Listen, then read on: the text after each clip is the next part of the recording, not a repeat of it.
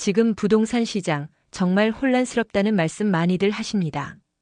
불과 1년 전인 2024년 말까지만 해도 금리 인하 기대감에 들떴다가 올 상반기부터 이어진 강력한 대출 규제로 인해 거래가 뚝 끊기니 불안하실 수밖에 없죠.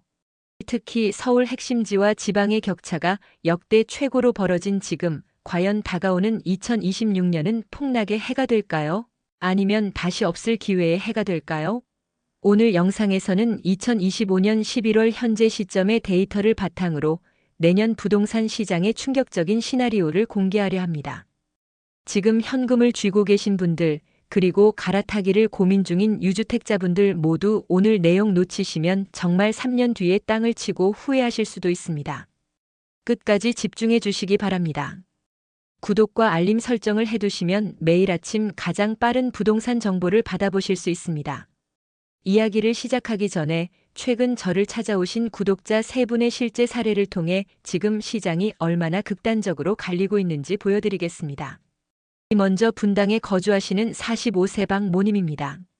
박 선생님은 작년 그러니까 2024년 하반기에 무리해서라도 선도지구 지정 가능성이 높은 아파트를 매수하셨습니다. 당시엔 상투 잡는 거 아니냐는 주변의 만류가 심했죠. 하지만 1년이 지난 지금 결과는 어떨까요? 선도지구 지정 확정과 함께 호가가 3억 원 이상 뛰었고 무엇보다 전세가가 매매가를 밀어올리면서 아주 안정적인 자산 구조를 갖추게 되었습니다. 박 선생님은 그때의 공포를 이긴 게 인생 최고의 선택이었다고 말씀하십니다.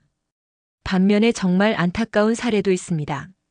경기도 외곽, 소위 말하는 비규제 지역에 투자하셨던 38세 김모님의 이야기인데요. 김 선생님은 올해 6월 금융위원회의 가계부채 관리 강화 방안이 발표되자마자 겁을 먹고 급매로 아파트를 던지셨습니다. 대출 이자 부담과 집값 하락 공포를 이기지 못하신 거죠. 그런데 문제는 판 가격보다 현재 호가가 오히려 5천만 원이나 올라버렸고 판 돈으로 서울 상급지로 진입하려고 보니 대출 한도가 줄어들어 오도 가도 못하는 상황이 되어버렸습니다. 조금만 더 버틸 걸 하며 흘리시는 눈물이 정말 남일 같지 않았습니다. 마지막으로 현금 10억 원을 들고 3년째 폭락만 기다리고 계신 50대 이 모님의 사례입니다. 이분은 2023년부터 계속된 하락론자들의 경고를 굳게 믿으셨습니다. 2025년 11월이면 역전세난 터지고 경매 물건 쏟아질 거다라고 확신하셨죠. 하지만 막상 뚜껑을 열어보니 어떤가요? 서울 강남권과 마용성, 그리고 핵심지 신축은 오히려 신고가를 갱신하고 있습니다. 이 선생님은 화폐 가치는 떨어지는데 자산시장에 진입하지 못한 채 벼락거지가 된 기분이라며 심각한 우울감을 호소하고 계십니다. 이 세 분의 이야기가 혹시 여러분의 이야기는 아닌가요? 그렇다면 도대체 왜 이런 일이 벌어지고 있는지, 그리고 2026년에는 시장이 어떻게 움직일지 객관적인 데이터로 분석해드리겠습니다. 현재 2025년 11월 부동산 시장을 관통하는 핵심 키워드는 바로 공급 절벽의 현실화입니다. 여러분 기억하시나요? 지난 2022년부터 2024년까지 원자재 가격 급등과 PF 사태로 인해 건설사들이 착공을 거의 하지 못했습니다. 아파트는 짓는데 보통 3년이 걸립니다. 즉 2023년에 착공이 없었다면 2026년에는 입주 물량이 없다는 뜻입니다. 국토교통부 통계를 보면 내년 서울 입주 물량은 적정 수요의 30% 수준에도 미치지 못합니다. 이건 의견이 아니라 팩트입니다. 집을 살 사람은 그대로인데 새 집이 나오지 않는다면 가격은 어떻게 될까요? 여기에 더해 전세 시장의 움직임이 심상치 않습니다. 지난 10월 정부가 발표한 주택시장 안정화 대책에도 불구하고 전세자금 대출 금리가 소폭 하향 안정화되면서 월세로 밀려났던 수요가 다시 전세로 회귀하고 있습니다. KB부동산 시세를 보면 서울 아파트 전세 가격은 벌써 75주 연속 상승 중입니다. 전세가가 오르면 매매가의 하방을 단단하게 지지하게 되고 결국 갭이 줄어들면서 투자 수요를 자극하게 됩니다. 이것이 바로 하락론자들의 예측이 빗나간 결정적인 이유입니다. 물론 금리에 대한 부담은 여전합니다. 한국은행이 기준금리를 동결 기조로 유지하고 있지만 시중은행의 가산금리는 여전히 높습니다. 하지만 우리는 여기서 양극화를 반드시 기억해야 합니다.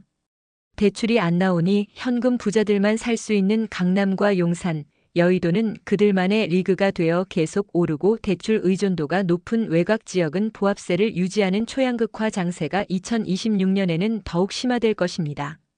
즉, 부동산이 오를까요? 라는 질문 자체가 이제는 틀린 질문입니다. 어디가 오를까요? 라고 물어야 정답을 찾을 수 있습니다. 그렇다면 다가오는 2026년 우리는 어떤 전략을 취해야 할까요?